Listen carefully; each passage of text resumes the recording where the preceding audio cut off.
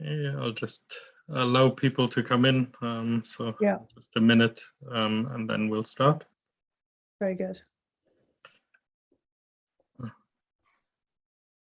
Apologies for the slight delay in starting, some connection problems, but we're glad to be here now. So welcome, Fiona. Very glad to have you with us. Fiona Hill, of course, former Deputy Assistant to the US President, a Senior Fellow at Brookings, and also someone I've known for quite a while. So it's very good to be able to talk to you and to pick up on some of our discussions we've had before. Of course, you've shared a very interesting trajectory from the northeast of the UK to the White House via Russia in some ways. So you also have had a number of reflections on the differences and the interesting comparisons between those different stops in your life. So I'm very much looking forward to this discussion and to also pick some themes from your book up in the discussion. There's Nothing for You Here. A very good title, and I very much enjoyed reading it as well. So we'll get into that. But maybe as a starting point, it would be good to hear from you before we get into your trajectory of getting there. But what were your expectations when you entered the Trump administration? And what were you hoping you would be able to achieve in your work there? Well, thanks, first of all, Fabian. It's really great to be with you, and I'm really glad to be able to do something with EPC. We've been talking about this for a long time, and I'm sorry it's just with Zoom. Hopefully, we'll all get to a point where we can do things in person, and it's just a pleasure to see you again, even if it is in a little box. In terms of, looking back to 2016, 2017, I just want to say, first of all, that it was very unexpected that I was asked to join the Trump administration. I hadn't had anything to do with anybody around, Trump, or so I'd thought in the past. But it turned out that two of the people who were on his campaign, Katie McFarland, who I'd got to know through the Council on Foreign Relations, and who had invited me several times to be on a show that she had on Fox News when I published a book on Putin, with my colleague Clifford Gaddy back in 2013 and then again in 2015. She turned out to be the Deputy National Security Advisor initially, and the person who was the National Security Advisor, who had been on the campaign, General Michael Flynn, I'd worked with when I was at the National Intelligence Council in the 2000s under George W. Bush, and then the first year of Barack Obama. And he'd been my counterpart. I was the National Intelligence Office of Russia and Eurasia, and he was the intel counterpart in the Chairman's Office of the Joint Chiefs of Staff. And then he went on to head the Defense Intelligence Agency. And all I can just say is that I knew him in that context. We'd worked together very closely. And I had no conception of what he was doing on the campaign at all. And the public, kind of manifestation, I found really quite shocking, to be honest. And I couldn't really quite square the person that I'd worked with previously with the campaigner. And then, they approached me on the basis of, all the things that they knew about me to see if I could basically help with framing the issues on Russia. So this was a surprise. I mean, I had been talking to Katie about Russia issues for a long period of time, and I hadn't expected at all to be basically asked to actually join the administration. And it was a difficult decision, but my immediate thought was Russia had intervened in the 2016 election. I knew quite a lot, even without the intel side of things, about what was going on just from my own work on Putin and continuous engagement on these issues. I had, of course, been the National Intelligence Officer for Russia. I spent a lot of time contemplating, Russian propaganda and influence operations, et cetera, et cetera. And then, he was this massive crisis, and it became a massive crisis politically and domestically inside of, the United States. And I felt that, once I was asked, I should step up and, try to focus on the national security consequences of this. Could we push back against what Russia was doing? Could we mitigate it? And could we make sure that it wouldn't happen again? Now, of course, the domestic politics around all of this became so extreme that, as the period went on after I did join the administration, which was the very beginning of April 2017. I was supposed to start in March, but General Flynn had already disappeared by February. And then there was a whole period of bringing on a new national security advisor. And that was then General McMaster, and deciding whether he still wanted to bring me on board, which he did.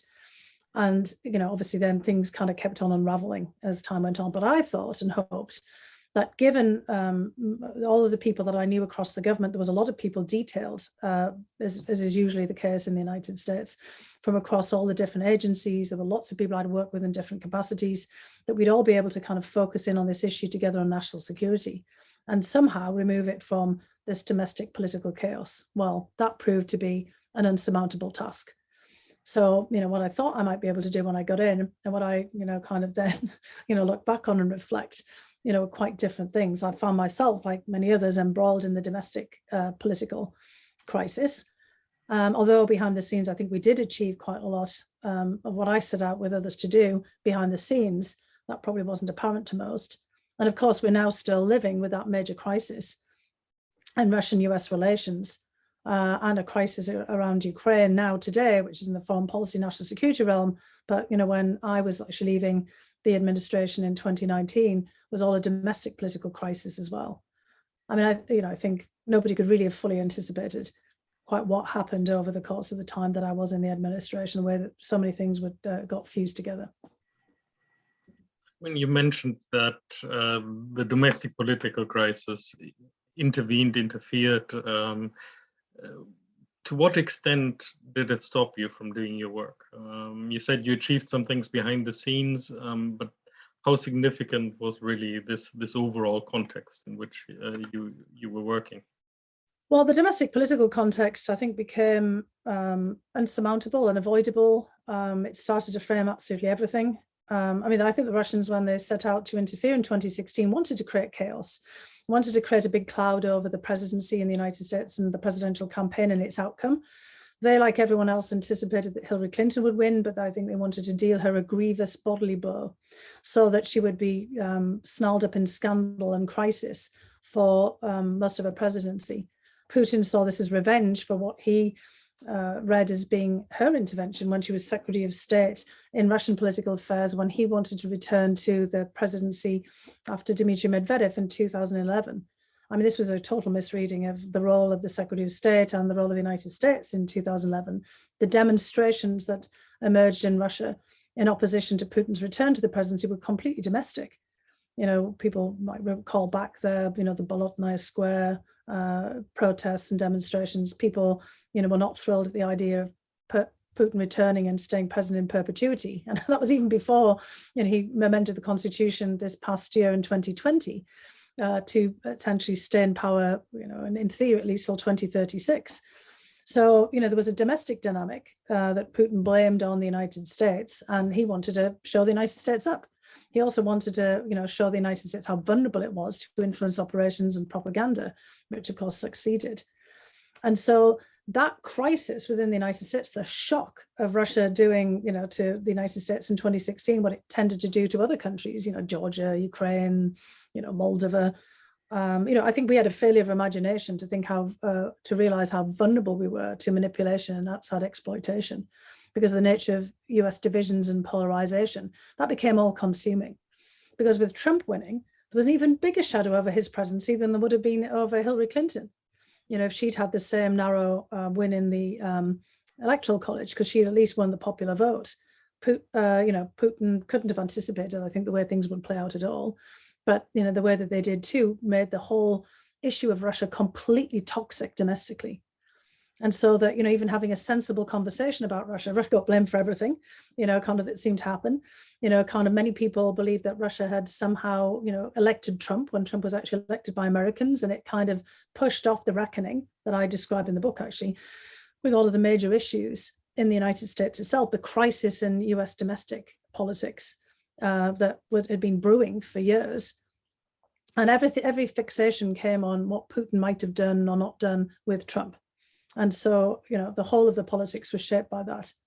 By the time we get to that first impeachment trial that I find myself, appearing as a fact witness, which is really about Ukraine, rather than about Russia.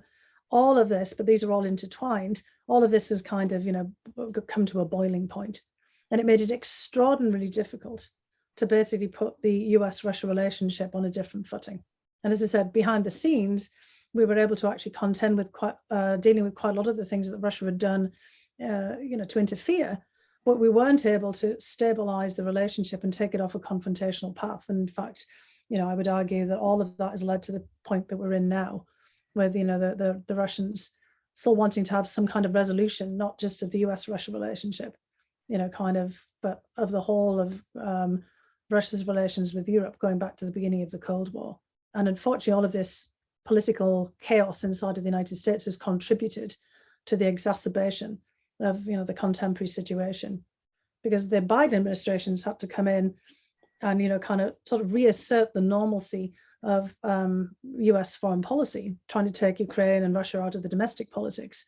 And that, I think, has triggered the Russians into thinking that the United States is going to play a more interventionist, muscular role in Europe than the United States really wants to. Let's stay a bit with the current situation before we delve back. But in terms of the danger from Putin's Russia, what you've just described in terms of propaganda, disinformation, destabilization, how big do you see that danger at this moment in time, and also leading into what is happening at the moment on Ukraine's borders, and what kind of message is being sent there from Putin? Well, look, first of all, our vulnerability is greater when we're all divided. So at this particular time, I think we really have an incredible amount of danger in the European security system, because from 2016 onwards, I think Putin has realized how fractured politics are, not just in the United States, but across Europe, because we had Brexit at the same time frame. So when Putin looks beyond Russia, he sees a Europe certainly in disarray, and the transatlantic world in disarray. The United States bogged down now in all kinds of domestic political problems. I mean, we know that, President Biden had so many expectations laid on him for, revitalizing everything on the domestic front as well as the foreign policy front, that it's impossible for him to be able to kind of pull that feat off. And so, his popularity has plummeted, as was kind of expected, given, all the ideas of what he would be able to achieve, which, were not very reasonable given the circumstances.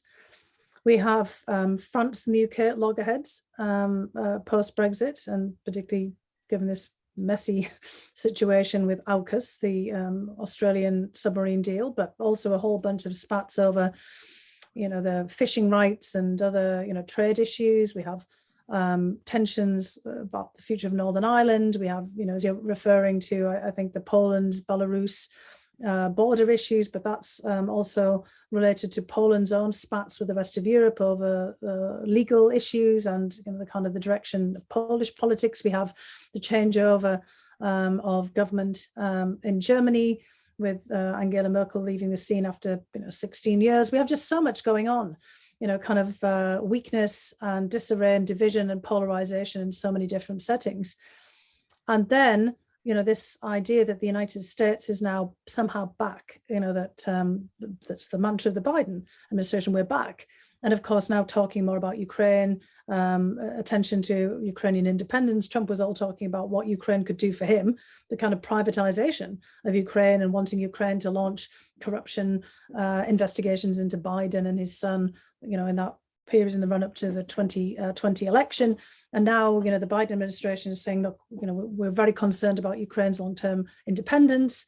Ukraine has been asking for more engagement with NATO, and Russia's made it clear that not only do they not want Ukraine in NATO, but they don't want NATO in Ukraine. In other words, any kind of joint exercises or basically further military engagement, or kind of Ukrainian NATO partnership in the way that other countries have got these relations with NATO.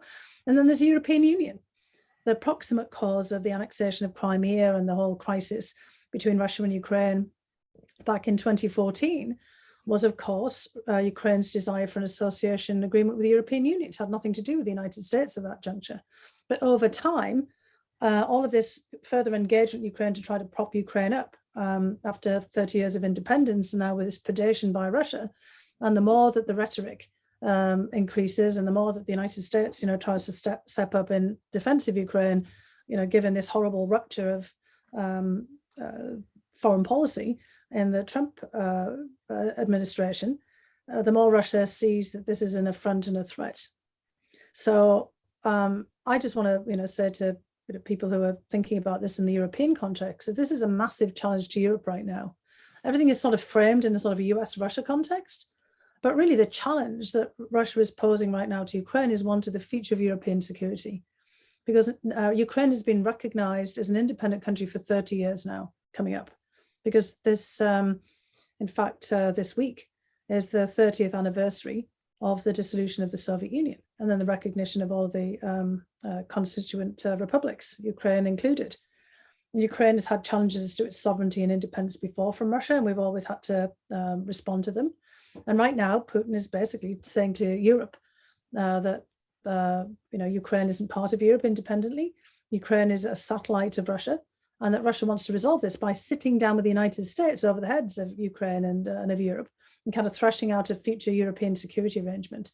This is something the Russians have been asking for since the end of the Cold War, and repeated junctures along the way. But more of the big guys, the US and Russia, resolving this at the expense of everyone else. And so, my argument would be if Ukraine gets pushed and squeezed in the way that even politically that Russia wants, not least, kind of the prospect of a mass invasion and occupation, which is entirely feasible from, where we see Russia positioned at the moment. This is then a challenge to the whole future of European security and European security autonomy, because, Poland, the Baltic states will be deeply affected by this. And this will have been the first forcible change of borders in Europe since World War II. Not, of course, counting Turkey's incursion into Cyprus in 1974, but as yet, Turkey hasn't annexed northern Cyprus. There's plenty of problems there. But this would be on a scale that, would have been once unimaginable. This is, kind of on a World War II era scale, not just like the Soviet interventions in Czechoslovakia, Hungary, and in Poland. This is, something of a very serious nature. On that, when we talk about European security, particularly vis-a-vis Russia, there's always this expectation that the US is in the background, that the transatlantic relationship is still what will, in the end, guarantee European security.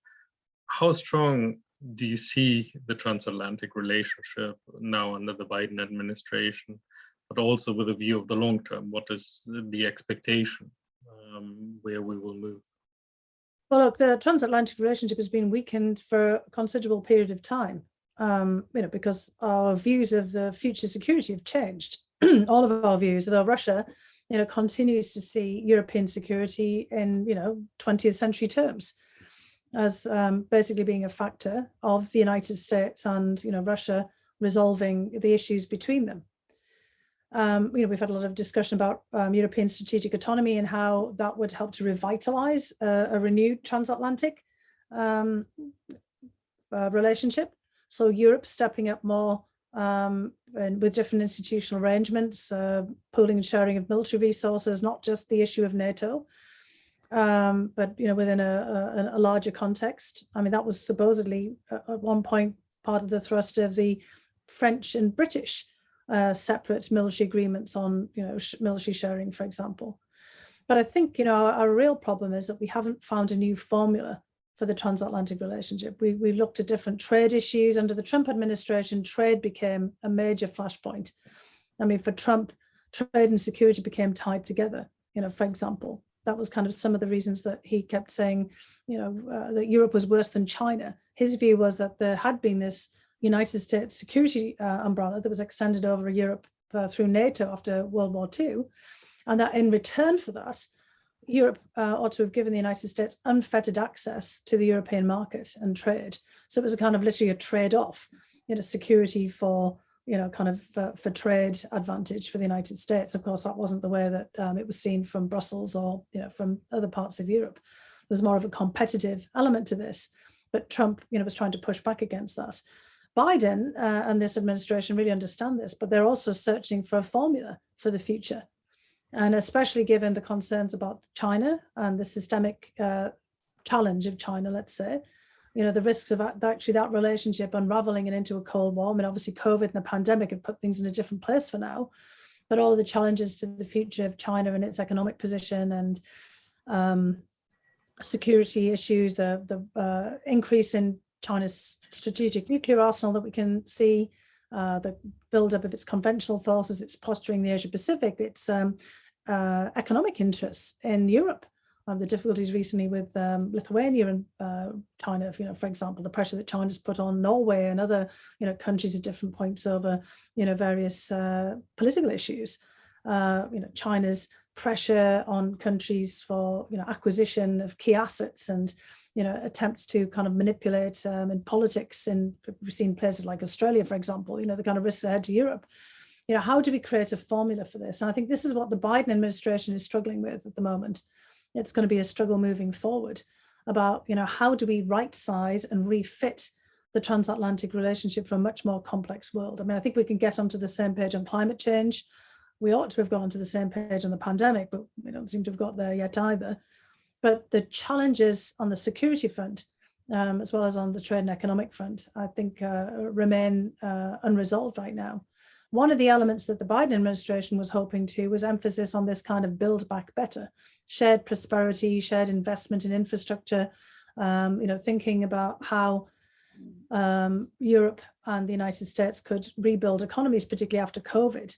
But, given the difficulties of the Biden administration of getting legislation through the Congress in the United States, that makes large questions about how a US-EU trade relationship will play out as well. I think there's a lot of prospect there, but the problem now is getting diverted by crises. And, obviously for Russia, the relationship has been framed in the security terms, but also by sanctions.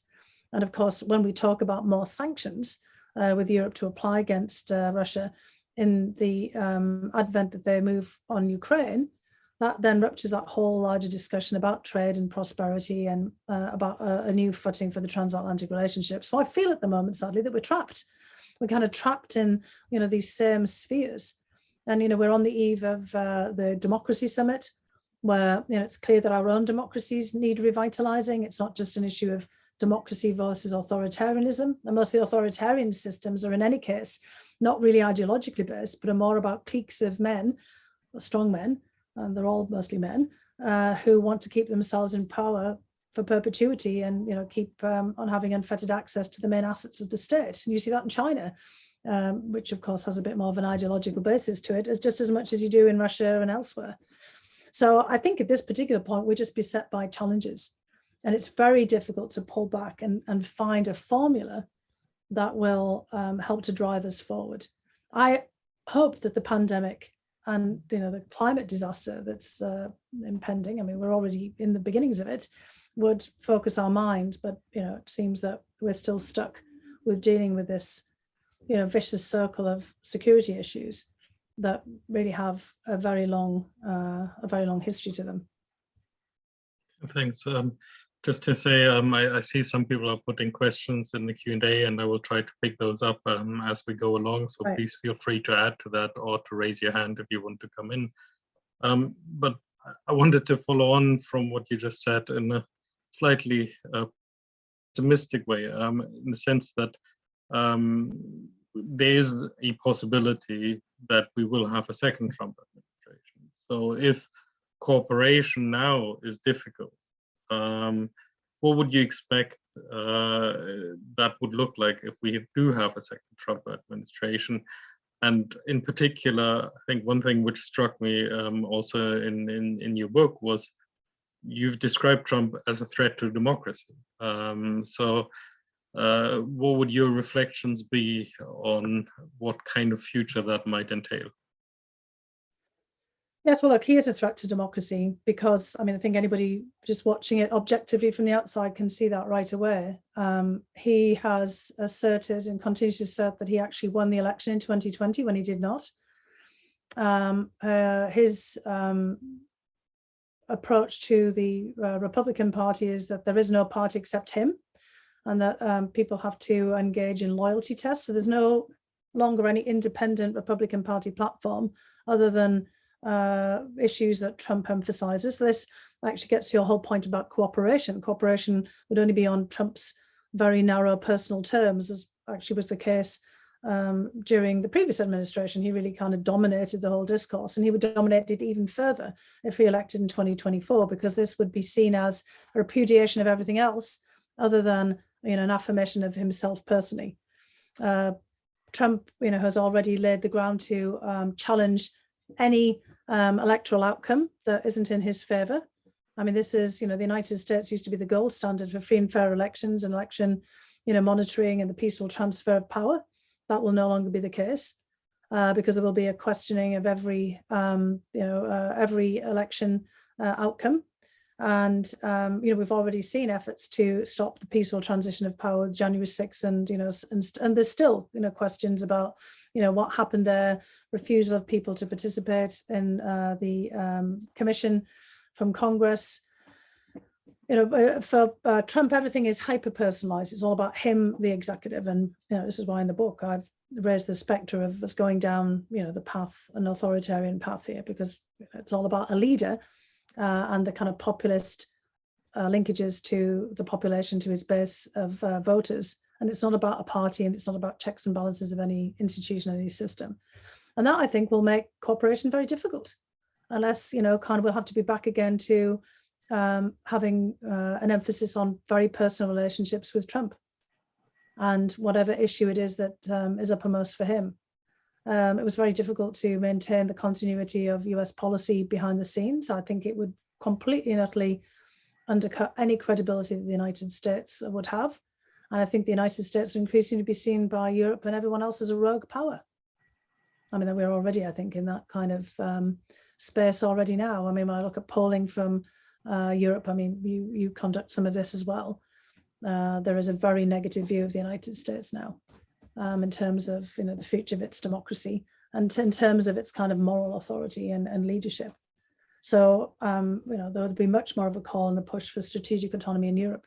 And look, and I think that's honestly one of the reasons why Putin is pushing so forcefully right now on Ukraine and on European security. He wants to lock something in with the Biden administration, just something that, you know, couldn't be repudiated in some way. Because Trump, you know, kind of never actually approached having any kind of treaty, you know, with the Russians. Or, I mean, they were hoping that Putin would be able to get something out of sitting down with Trump, and they never did because of the disorder and chaos. They see Biden as extremely weak. He's obviously not capricious in any way, but they want to try to now kind of lock in a formula for European security that they can refer to later and use, you know, kind of in relations with Europe as well, with the EU and NATO, etc. Possibly before, you know, there's this return of Trump. I think this 2024 issue, it's not just Putin and his re-election in 2024, but what may happen in the United States. And trying to move ahead of 2022 and the midterms here in the US, when there'll be a Republican Congress. I think the Russians have realized that Congress is more of an actor than they'd anticipated before. We've talked a bit about Trump as a phenomenon in his own right. But what you also talk about in your book is really the underlying trends which have brought people like Trump to the forefront. In particular, you're drawing parallels also between Trump, Brexit, Putin, and this recurring theme of places left behind, people left behind. Would be good to hear a bit more about that, because I think that's quite a striking one, because that would indicate that it's not the individual, but rather that these are long-term trends which will also influence the future.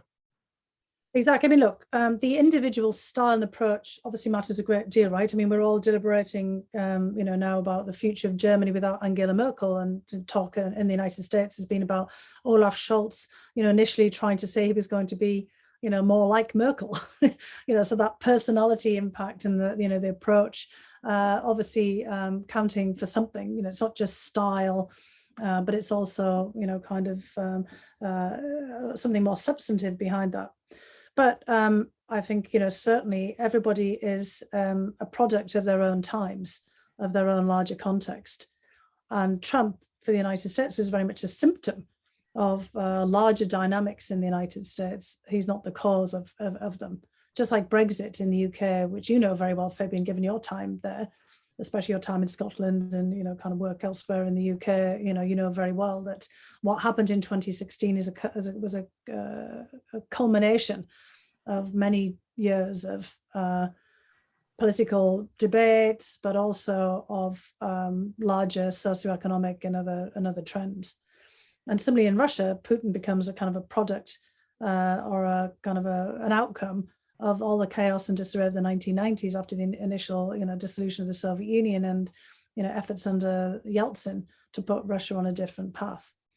And I could have in the book written in a much broader context about other European examples, and I had thought about that, but ultimately that would have been a very different book. And with COVID and the lockdown, I decided to focus the book, kind of not narrowly, of course, but on three countries that I could talk about personally, and kind of weave together a kind of a personal through line on this.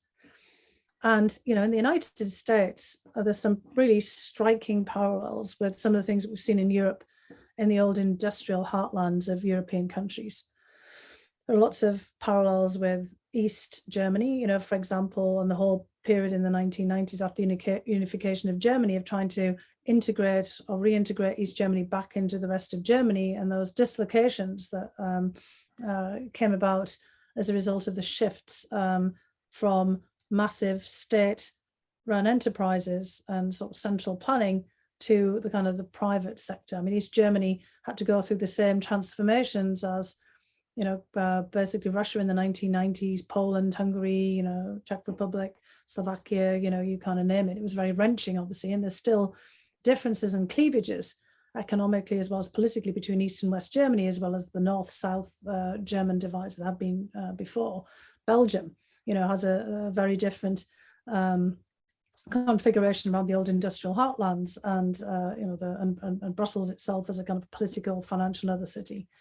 In the United States, the places that voted for Trump in 2016 were predominantly, the counties that swayed or let's just say turned the election for Trump in Michigan, Ohio, Wisconsin, Pennsylvania. All of these are the old heartland of American manufacturing, now known as the Rust Belt, because from the 1980s onwards, that was that huge shift in manufacturing and industry away from heavy industry and mass manufacturing to the service sector, to innovation and new technologies. And I grew up with that in the United Kingdom. I came from the northeast of England, where the same thing had happened at an earlier period, and I saw it right away when I came to the United States. These great big shifts and dislocations. And although other parts of the United States, like Massachusetts, where I went to university at Harvard, obviously California and all of the major cities transformed themselves, becoming the centers of new economy, service sector, retail, financial instruments, innovation, high tech, biotech. The old industrial heartland did not, and people got left behind. And also demographic changes affected the United States, I would say, in different ways. The United States is on the verge of a massive demographic transformation, which has obviously been underway for some time, not based on immigration, but based on internal factors.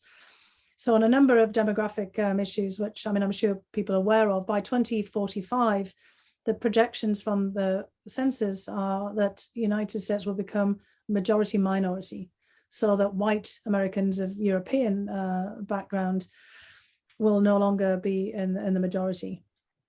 And that's on the country at large, and in some parts of the country that's already happened.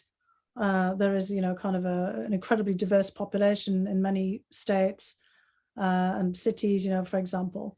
But some places that demographic change has not happened at all, or has only just started to happen. And that's put the United States at kind of a tipping point. And so when you take a close look at what happened on January 6th, and people who participated in the assault on the US Capitol, it's extraordinarily striking. The majority of people were men, and the majority of people were white, and they were from counties in the United States, or sub-regional parts of states, where the demographic tipping had just started. And so where there was a kind of a beginning of a kind of a rapid demographic change away from the kind of predominantly white population to a more diversified population. But there were also counties where new economy had not taken a hold. And so where after 2008, 2009, the financial crisis, people had, had some of their own assets affected. And so you could see a kind of accumulation of problems and a rise of grievances that was then having political and, one might say, also cultural manifestations. People feeling left behind and left out, and not, kind of seeing themselves reflected in this rapid change in the country. Look, we see that all over Europe, but in the United States, it's no longer driven by immigration. So this isn't, despite all of the rhetoric about immigration, what's happening on, the United States southern borders. These changes are being driven by marriage and by birth rates. So immigration is at one of its lowest points in US history, and people are also less mobile now than they were at any point since 1947. Maybe people are not moving around the country. So people are actually more divided from each other physically than they ever were before. The number of moves across country, which, people, in the United States, people were very mobile. About 20% of the population would move in the past. Now it's obviously COVID has exacerbated this. It's under, kind of 10%, 5%, something like this, for example, maybe even less. And so people do not feel connected in ways that they did before. And this is a huge country. And so those divisions are really taking hold and solidifying. So the United States is, kind of a strange land in different places for, people at the center. People don't feel connected to Washington, DC in different states. And, a person in California has no idea how someone's living in Iowa, for example. And so, kind of in Europe, of course, that was, problems in the past. But, with the European Union and more mobility, people move around, they work in different places. You're a fantastic, example of that yourself. In the United States, that's getting to be less the case. And I think that that's kind of the root of a lot of these problems. And Trump tapped into that grievance and disaffection of the white working classes in the old American heartland, now in the Rust Belt, who feel like the country's no longer theirs. If you don't mind, I'll overrun a little bit, given that we started a little bit later. I want to bring in also the questions, and I think David has his hand up. David O'Sullivan, who you. Oh, right, yes. David, who saw all of this unraveling in the time that he was here.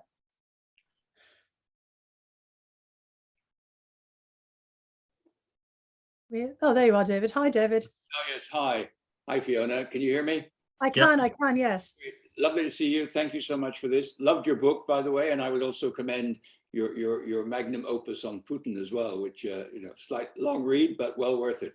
Fiona, I'd really just like to push you a bit on the current situation in Ukraine, because I entirely with your characterization of the gravity of the situation. So I've got three, short questions, which you might need a lot of time to answer, but give your best. One, how high do you rate the risk that there will be an invasion? Second, right. Where do you think the US stands on that? Because my personal read is a little bit of ambiguity in the determination, actually to resist an invasion. And then thirdly, what should the Europeans be doing? I mean, should they be thinking of putting troops in Ukraine in an act of solidarity? Should they, to what extent, you who know Putin well, or at least have analyzed him a lot, how firmly do you think we need to push back to make sure this doesn't happen? Well, can I just, sorry, yeah, go ahead. Can I just add, because there was a question also in the Q&A from Diego de Ojeda, which is related to that. Given the gravity of the Russian threat to Ukraine, which it might well invade, should the West not cave in to some sort of Austrian post-World War II neutrality for Ukraine?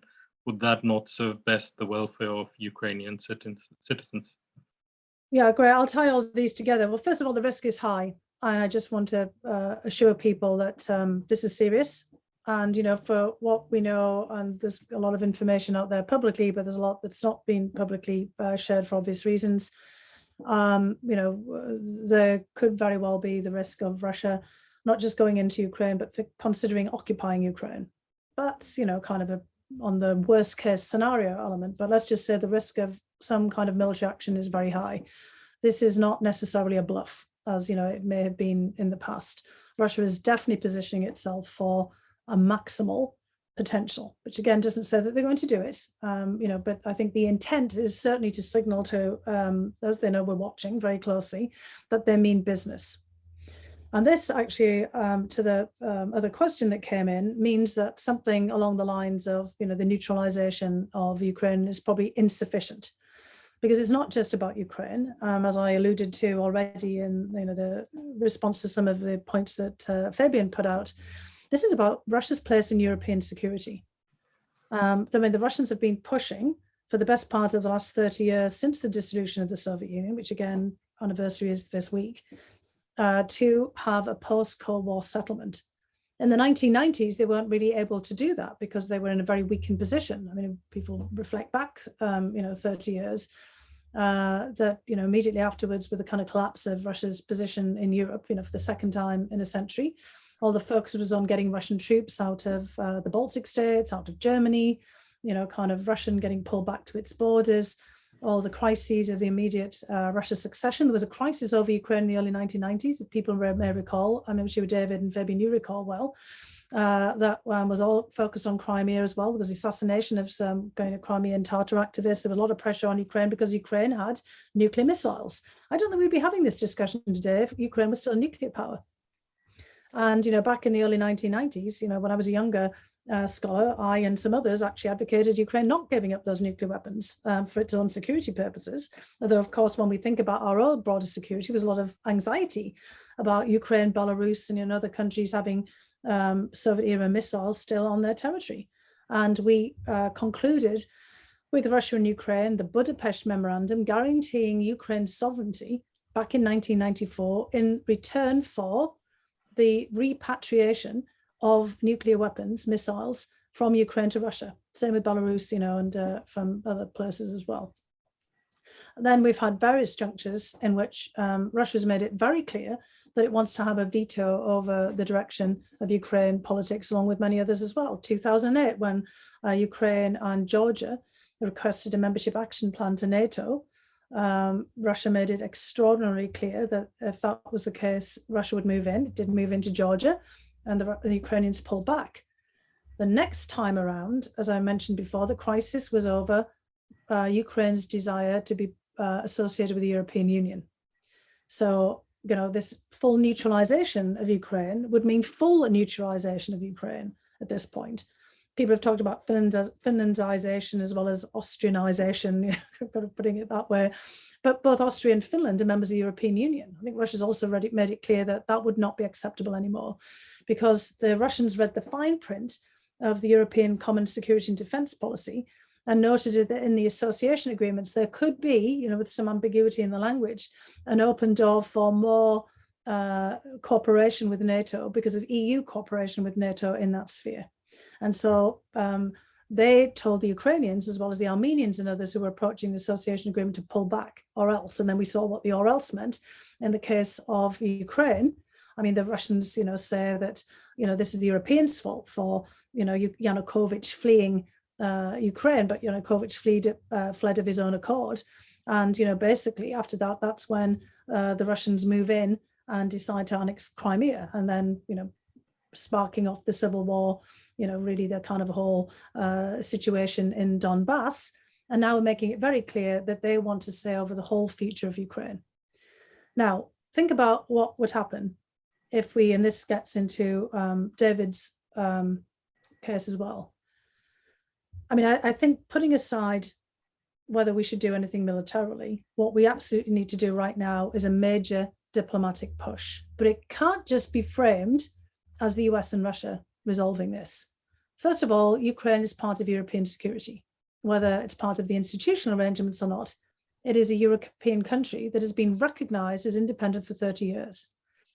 if Ukraine is forced to capitulate in some respects and kind of have a lesser form of its independence and sovereignty, to become essentially a satellite, a satrap, under suzerainty, we're talking about 18th, 19th and 20th century terms here.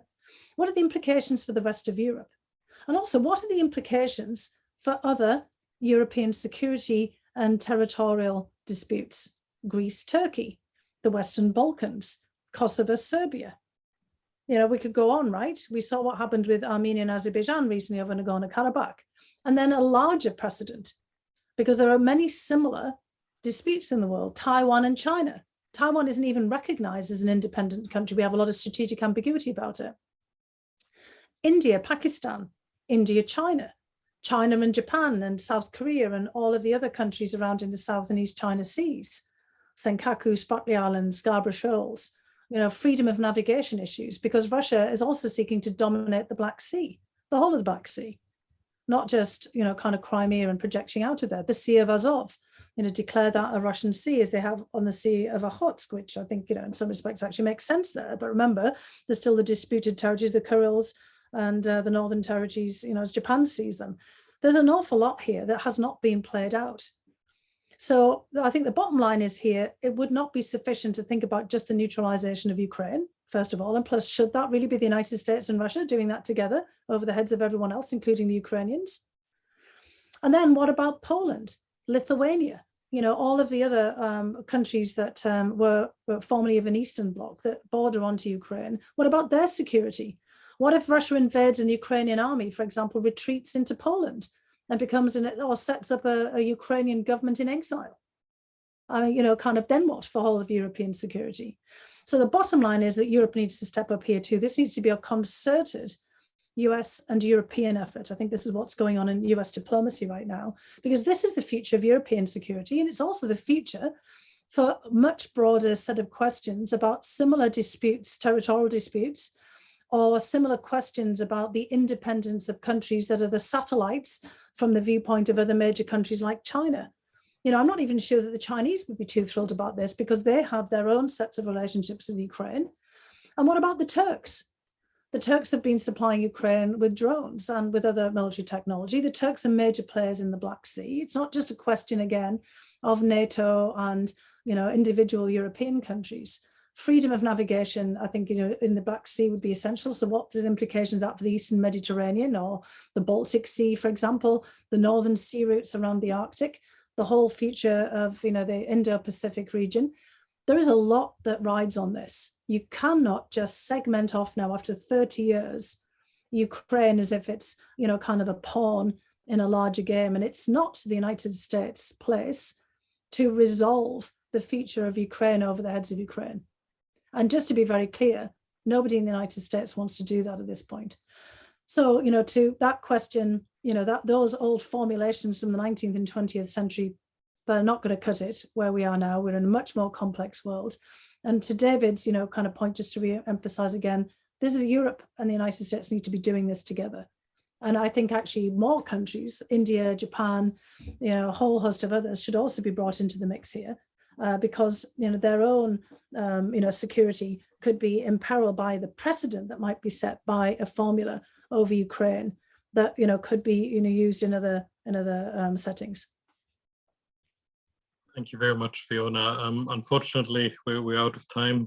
There are a lot of things there I would have liked to discuss further, but it's been great that you've been able to take the time and that we could pick up the conversation again. And I hope to also welcome you soon again, hopefully also in person, to discuss some of these issues.